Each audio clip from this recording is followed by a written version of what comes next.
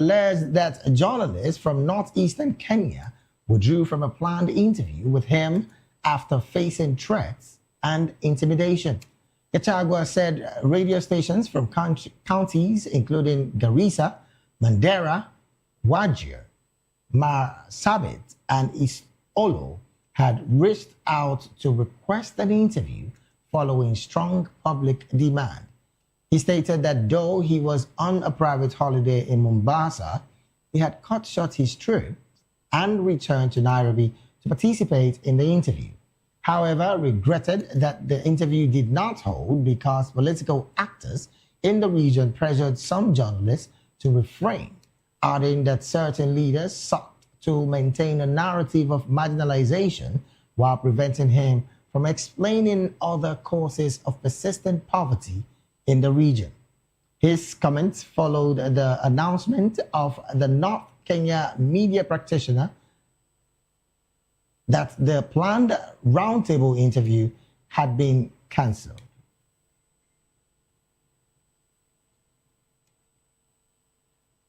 Still on media censorship, a Tunisian court has convicted and sentenced two prominent journalists, Boran Blasis and Morad Gidi, on terms ranging from 3 years to 18 months in prison on tax evasion charges, with a family member saying it was retaliation for their report.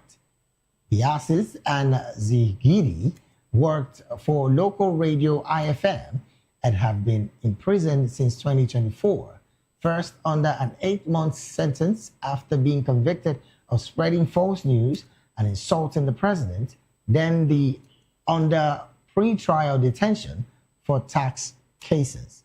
President Kais Saied has rejected accusation that he is restricting press freedom.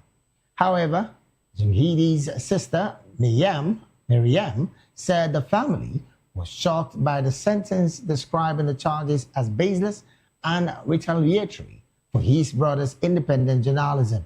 According to her, the ruling is an attack on the press and freedom of expression, and they want to silence Murad's voice. The family of the journalist are expected to appeal the court's decision.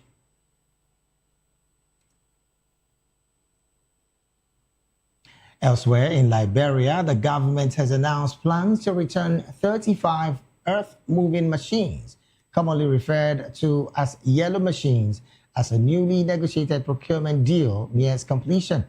Imported under controversial arrangements negotiated by the Minister of State without portfolio, Mamaka Beliti, the announcement has rekindled public concerns over wasteful spending and weak due diligence. The Minister of Information, Jerolimic Pia, told newsmen that the return of the equipment followed a settlement with the supplier. He explained that when the yellow machines story started, 35 machines were brought into the country.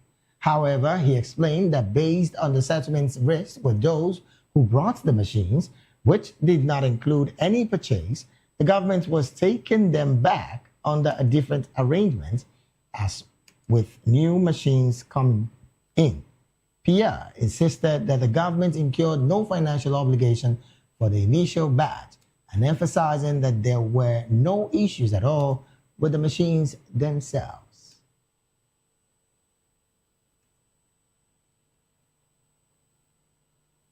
Still in Liberia, Liberia has consolidated its position as the world's largest shipping registry, holding the global maritime mantle for a third consecutive year and widening its lead over its closest competitor by nearly 45 million gross tons. According to the London-based international maritime publication, Lloyd's List, Liberia's registered ship tonnage approaches 300 million gross tons as of the November 1st, 2025 cutoff date. It explained that these represent an increase over the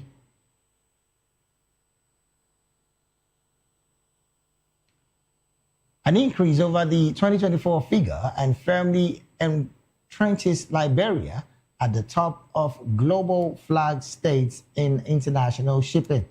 Commissioner and Chief Executive Officer of the Liberia Maritime Authority, Neto Lige, describing the recognition as both an honor and a responsibility, stating that this acclaim is a moment of joy for all Liberians.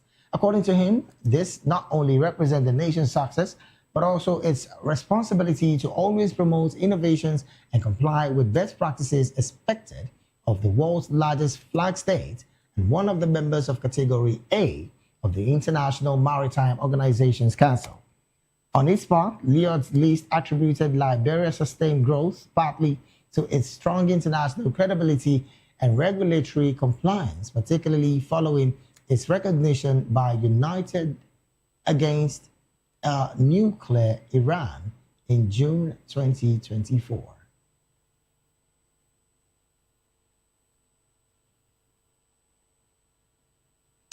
You're still watching the African News right here on Voice of the People television. We go straight to the analysis segment of the news.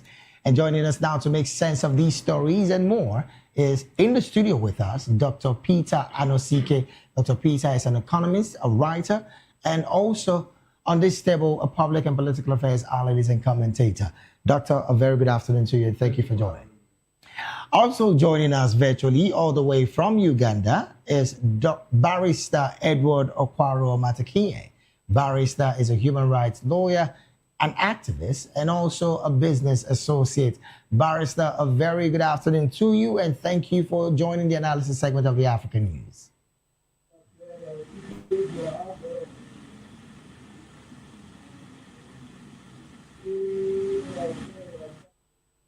Okay, I understand Barrister Edward is not yet in, but also joining us all the way from Liberia is Mr. Hansen Blayan.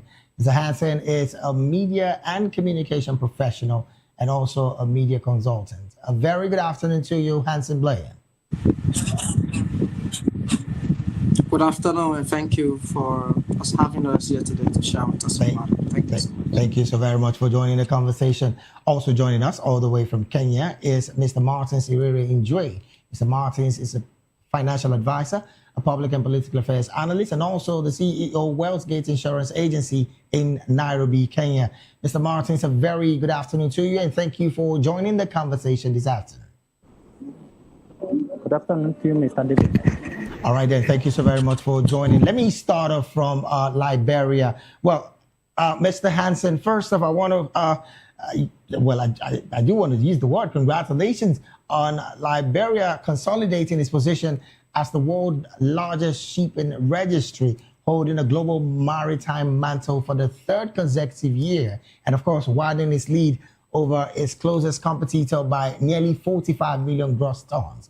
Well, questions have been asked. How much of an impact is this development having on the economy of Liberia and, of course, in the lives of Liberians who, again, are also celebrating this feat in the nation?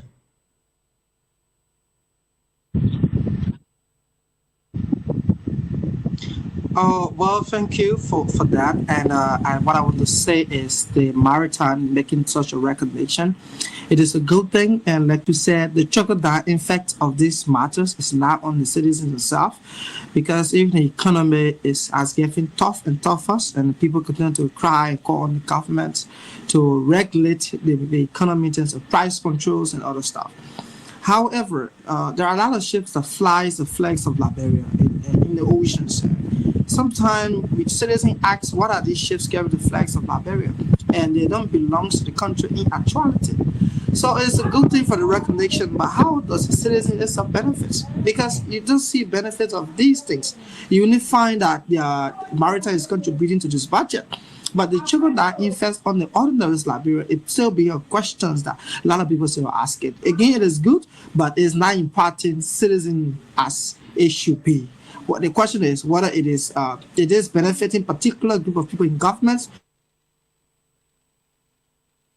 or it is just a recognition that we raise and not to come after it as an impact as levels of accountability for the people. All right, then. Let me take this conversation to the studio here, where we have Dr. Peter. Well, Doctor, this conversation of having to get this level of recognition and is not reflecting in the lives of the people. This is something not just in Liberia, even in Nigeria as well, where we have figures flying all over the place, but the lives and the economy of the people is not visible. What's your take with these kind of story, Doctor? Well, it's just on paper, understand me? It is just on paper and not on the streets, because governments should be about the people. Maritime should be about other people, that it should have the direct impact on the life of the people. Just like when government talk about their GDP growing by 10%, yes, and people are still going to bed without food, it doesn't make any meaning. Understand? So this is just well, that it makes all the country look good, but it's not impacting that directly on the life of the people. Because for this that to happen, it shows a kind of stability. Right. For maritime to thrive, there must be stability, there must be security. Understand? So those areas, it is okay. But what does it mean to an average man in Monrovia? How does it better the life of an average man in Liberia? So this should be the question. Understand? And this should be all the question. And just like I'm sure in there, maritime should be in the hands of the people in the Western world. Understand? Okay. Just like in Nigeria, most of the ships being used in Nigeria are owned by non-Nigerians. I mean, the young man in Liberia also did allude to that fact that except some other people within the maritime industry are making the money because it's not reflecting the lives of Liberians. That's why Nigeria has to pass that cabotage law. Right, yeah. That's forcing government to be using indigenous ships, which is not yet being fully implemented, because we don't have ships with much capacity like the ones owned by the people in the Western world. So maritime in Africa is still dominated by people in the Western world. So that's the reason why the impact is not being felt. All right then. Ordinarily, thousands of employment are supposed to be created from this kind of development, but it's not happening. Okay, now let's take this conversation to Kenya, where we have another financial person who is going to talk on the part of the finances, because again, this is clearly an indication of growth. But we just heard from Mr. Hansen Blayon clearly that it's not reflecting the life of Liberians in the country. Well, let's put this out there. As of 2024-2025, Liberia's normal GDP is approximately $4.75 billion. That's an estimate of like $5.17 billion. The economy has experienced, 4 consecutive years of growth, so to say. But in the lives of the people, it is not visible. What's your position with these kind of figures flying all over the place? And then, like Dr. did say here, you find out that the people within the maritime sector are not fully Liberians who, again, are supposed to be enjoying the benefits of these level of growth.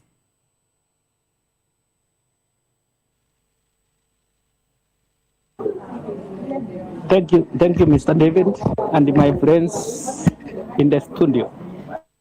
Yeah, this is a good and credible move, and another thing credit to the country.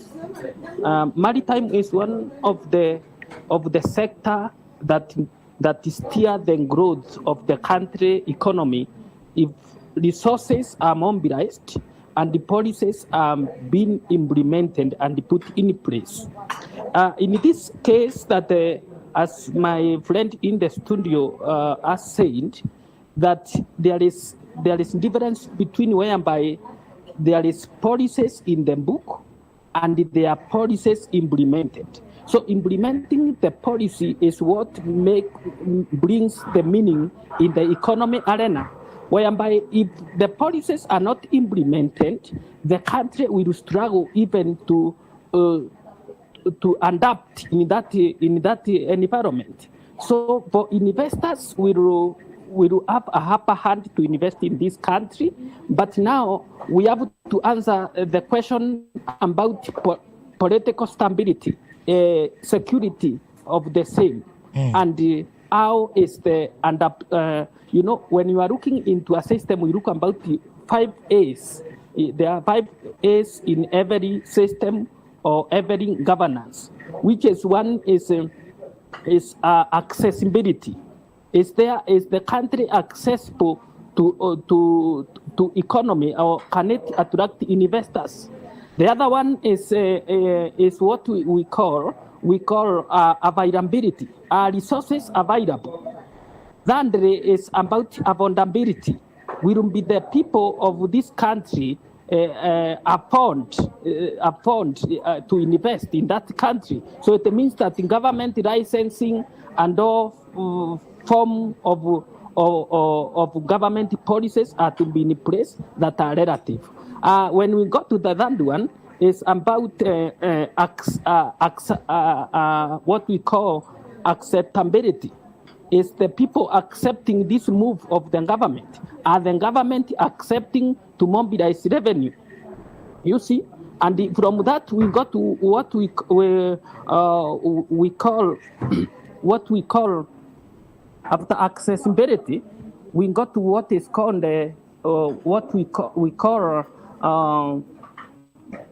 we have said about abundability, accessibility, availability.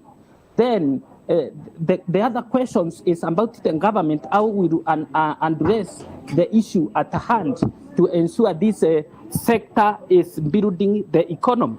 And once the government look into that, it brings what the return, even creates employment to the youth. So these questions will be answered to address the current question in the country.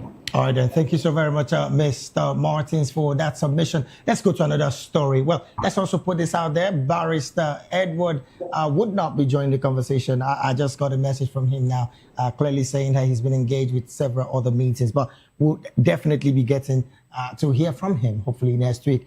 Now, let me come to the studio here, and we'll go straight to the Ugandan situation where the son of the president, who again is the head of the military chief, I'm talking about General Mahuze Kainerugaba, has said that opposition figure Bobby Wine should never think of getting into any elective office or even thinking of wanting to be elected into any office. Doctor, I don't know what power this person has, but in the constitution enshrined in Uganda, every man has the right to vote and to be voted for. Hence, he has not committed a crime that, of course, are stipulated in the constitution. But with this kind of declaration, Doctor, is the Ugandan constitution clearly now becoming irrelevant to the people as against what the military head, which of course is the son of the president, has said? Well, it is only a court of competent jurisdiction that has power to ban somebody from contesting an election. Every country has their own constitution, understand me? Right. But even in the United States, you can rule from prison. Understand? In the United States, you can govern America from the prison. And instance, if it's in Nigeria, Donald Trump, having been convicted, would not have stood for an election. Okay. But their own constitution allows it. And their own constitution allows somebody to even rule from prison. So it is only a court of competent jurisdiction that has power to ban somebody from contesting. Even when the person is particularly seen as someone of posing a national security interest on the nation?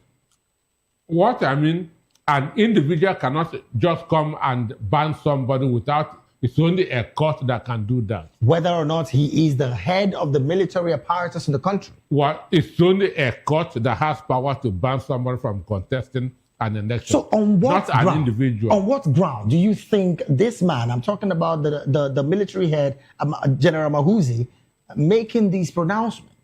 Because you would recall as well, in the course of the week, he has also made several posts indicating that he's clearly looking for the opposition figure. I'm talking about Bobby Wine.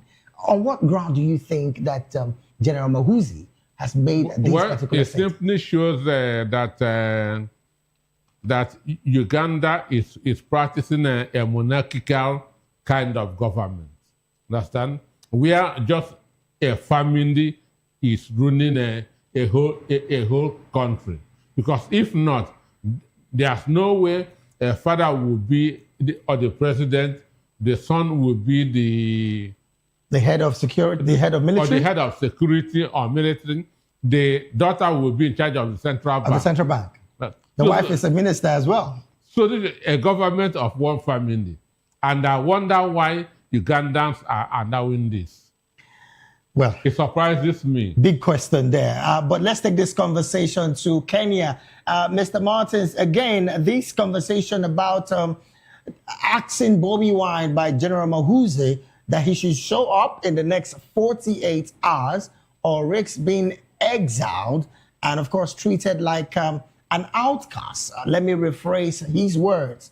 What do you make of these particular statements, plus the fact that right now, General Mahuzi has clearly banned Bobby Wine from having to get into any electoral exercise in Uganda?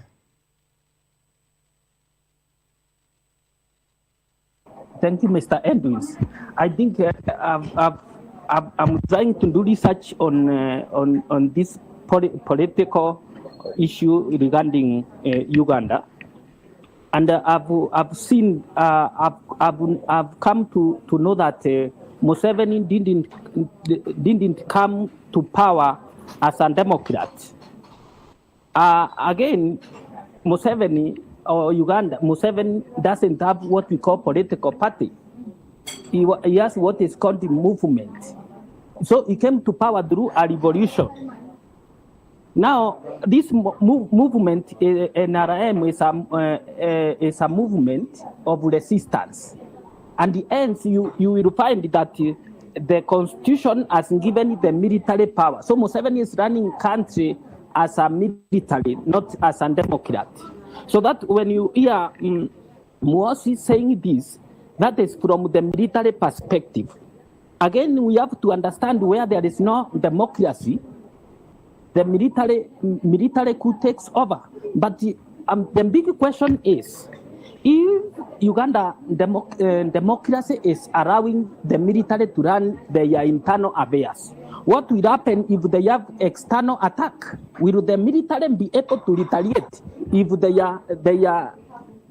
are taking more energy in the internal affairs, where police would be the one who are taking law and order to ensure institutions are accessible to the and they are accessible and delivering to the people. But now we see it's like the Uganda is under military attack, their own military sovereignty. So this is one thing that is benchmarking the retrogressive of democracy in some of the Africa country. So in this case, you find that the court in Uganda Republic has no power. The power lies with the military. You find any institution, may it be electoral commission, it has no power. So this power is with the military, and that's why you can see they want to bring Bob Wine into a state. So you think this particular move by General Mahuzi is clearly going to retrogress democracy in Uganda? Is that your position? Yes, that is my position. And again, since they have captured the judiciary, you find if Bob Wine is arrested today, he will remain in the custody like in BCG. And there is no rule of the law that will see the right of the day. So Right, it then. means that Bob Wine going into ending that is the move. Now Uganda should not sleep, should call for a referendum. But now in a case scenario whereby people every day are being kidnapped, killed, and all kinds, there is a lot of bureaucracy going on over this matter. All right, They are then. more of not following the constitution, not following the law and order.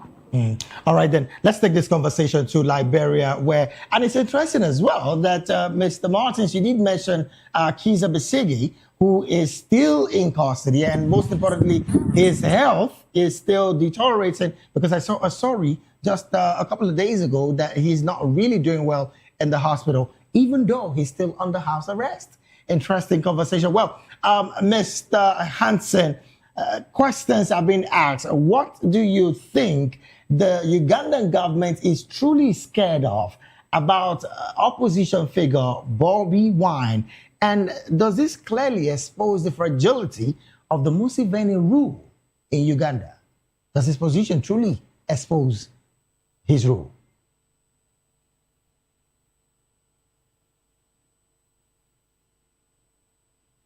And the legislature, you understand that one part of the government become functional than the others. Not because they are afraid, because the president who is not authority is bearing the power of everyone. We are talking about the president's son, Museveni, who prediction have said that he might like to be the president if his father is out of power. So what I think is the principle of democracy is not practiced in Uganda. And what is so sad is even the Union have now called the son of Museveni to book to tell him that what you say you need to retract the statement. They're not saying anything about it. I think the African Union, the mother organization, need to be effective on investigating issues that matter to its own continent. Trust me, if Donald Trump is in a mouth today on Uganda issue and say that what is doing is wrong, that's when you see all of the publications from everywhere condemning that matter. I've foreseen but Bobby Wine might let them go into exile. He must stay there until Museveni leaves power or whatever reason. But this is bad, it's very undemocratic, and you run the government like a family country that no one talk anything. We learned his work for some security intelligence, which we can say, because most of people who work for him, they report directly to him. In my own, I think directly he is the president of the country, because if he's saying this type of thing and no one bring him to checkmate, meaning he's indirectly runs the affairs of the states, and whoever that is a threat to his father regime, they will be eliminated. That which is simple. But however, I think African Union not need to condemn, but need to intervene, call the son of the president, call him asking questions. Democracy have to be respected, and freedom of speech, it have to be respected. If you don't want to go to election, you should just start the country on no go to election. But I believe that even this election, it was really rigged, because we could see that Bobby Wine had the majority, the youthful population. But however, there are a lot of allegations of the election, ballot stuffing happening, internet shutdown, which we all know about. But Museveni is not leading the country as a democratic state. He's leading it as a level of monarchy state of government, and which is unfair. And the African Union, the mother organization, must intervene with not just press statement, but with dialogue to see how they can issue to bring the country on democratic from the government. All right, then. Let me bring this conversation to the studio while we wrap up this conversation. Doctor, as it stands, and I'm going to ask you this question as an economist, on the part of international donors coming to Uganda, with this level of constitutional decay, because that's the only thing I can use to qualify what's happening in Uganda. Do you think that Uganda will still be having international donors in that country? And should the economy get any level of lift with this kind of conversation? For me, I feel that Uganda deserves real sanctions. Uganda deserves real sanctions both from AU, EU, and United States, because what is happening there is barbarism. Understand me? Okay. That's I don't think for the last 50 years, if Uganda has had any democracy in the last 50 years, from Milton Obote to Idi Amin Yes. to Museveni, they have not had any democracy. And another name for the democracy is development. And anywhere there's real democracy, there's always a development, because democracy is government of the people. And when people come together, development comes. So I feel that Uganda deserves to be thoroughly sanctioned from everywhere in the world. And therefore, no donor agency will want to do anything in Uganda. Understand? Okay. That will be of benefit to the government.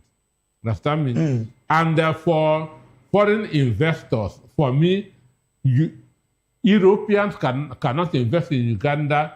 Americans can. It is only Asians. Okay. China and India that can go and do, because these are still undemocratic countries. Modi never win any election. Understand me?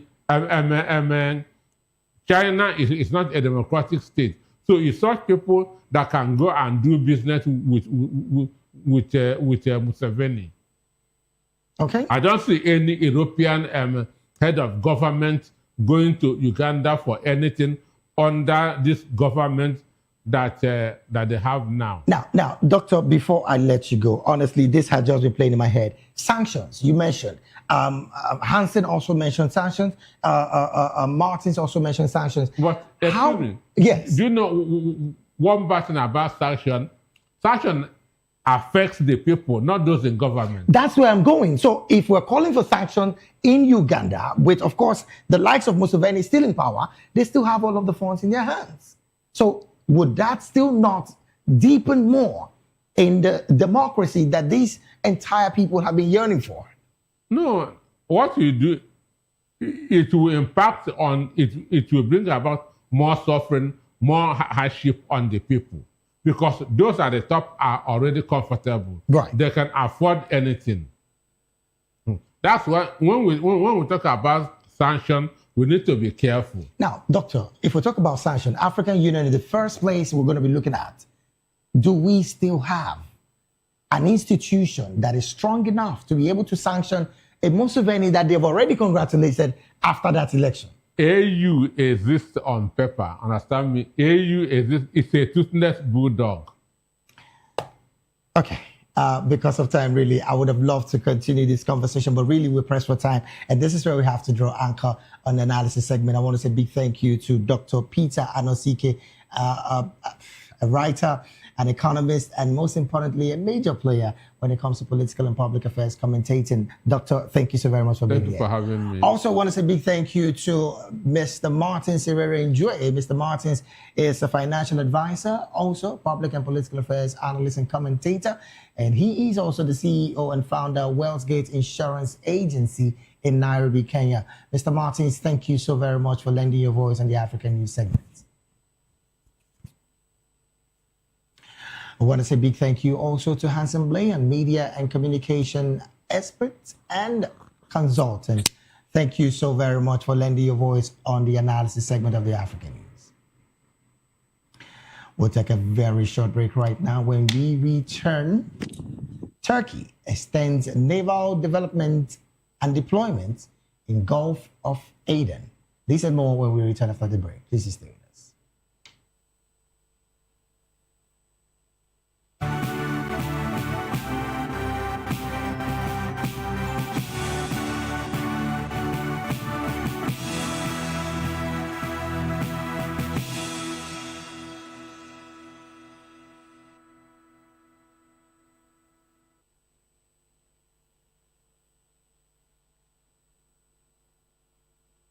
Glad to have you back. It is still the African News right here at Voice of the People Television. Now to more stories. A presidential motion extending the deployment of Turkish naval forces in the Gulf of Aden off Somalia's coast, the Arabian Sea, and surrounding waters for another year from February the 10th, 2026, has been published in the official gazette.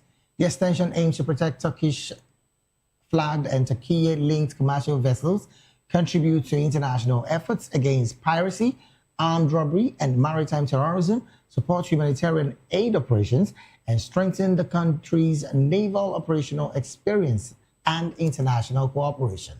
Turkey has actively participated in international anti-piracy mission since 2009, including NATO's Operational Ocean Shield and the Combined Task Force 151, which the country has commanded 7 times between 2009 and 2025.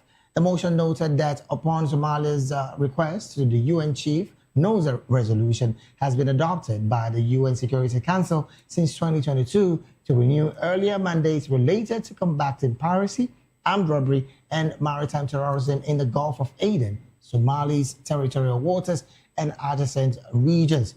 It added that international operations against piracy and maritime crime continues in areas outside Somali's territorial waters under UN Security Council Resolution 1851, adopted in 2008.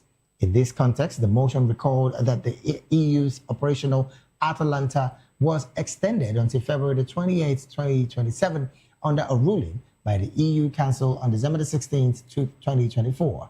The extension forms part of Turkey's international and national obligation to support maritime security, freedom of navigation, and global peace and stability in line with international laws.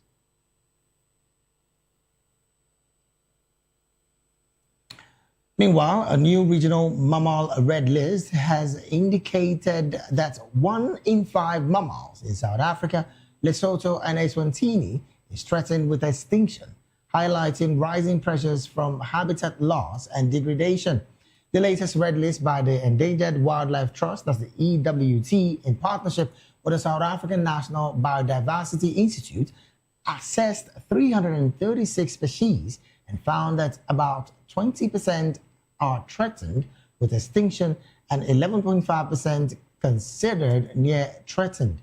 According to the list, 11 species, including the African straw-colored fruit bat, the Mara horseshoe bat, dense horseshoe bat, and large-eared free-tailed bat, amongst others, were uplisted to higher threat categories.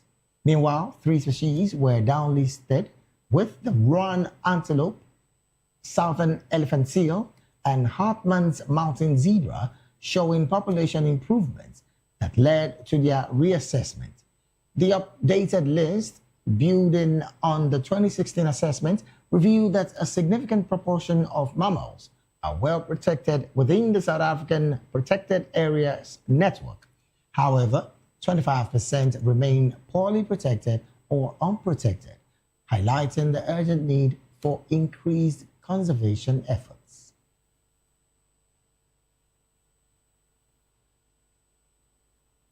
And from that story, we move straight talking some African business. A discussion to cooperate in launching a Russian telecommunication satellite to benefit the Alliance of Sahel States, that's the AES, has been held between Russia and Burkina Faso's officials. This reinforced Moscow's growing footprint across the Sahel. According to reports, the meeting in Ouagadougou, attended by high-level figures that included cosmonaut Alexander Gorbanov, held between Russia's ambassador Igor Martynov and Burkina Faso's Prime Minister Jean Ouedraogo. Sources said the discussion included advanced cooperation in space technology to enhance economic and security-related applications in the Sahel region, which builds on prior agreements between Russia and AES countries for satellite projects. It was further disclosed that representatives discussed broader operations in space exploration and the use of Russian space technologies for economic and security applications, a signal that the AES could tap into satellite technologies to improve governance and infrastructure.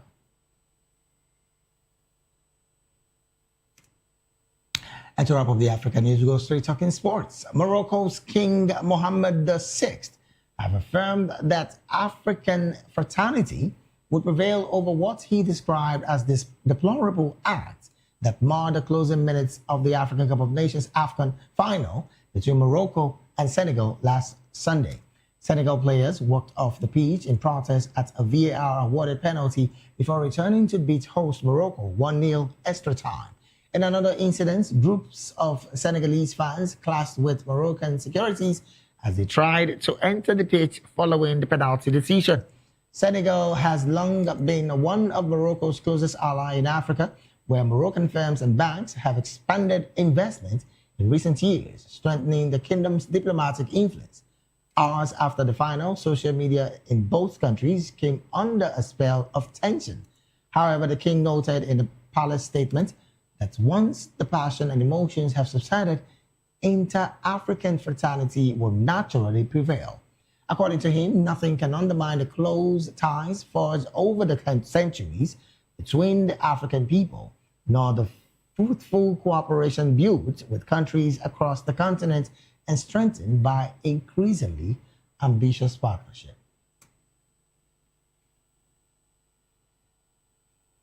And with that sports story, we've come to the end of African News right here on Voice of the People Television. Do also subscribe to our YouTube channel. On YouTube, we are at Voice of the People TV, and on all other social media platforms, we are at VOP TV Live. Thank you so very much for being a part of this broadcast. I am David Edwin. Do have a good afternoon.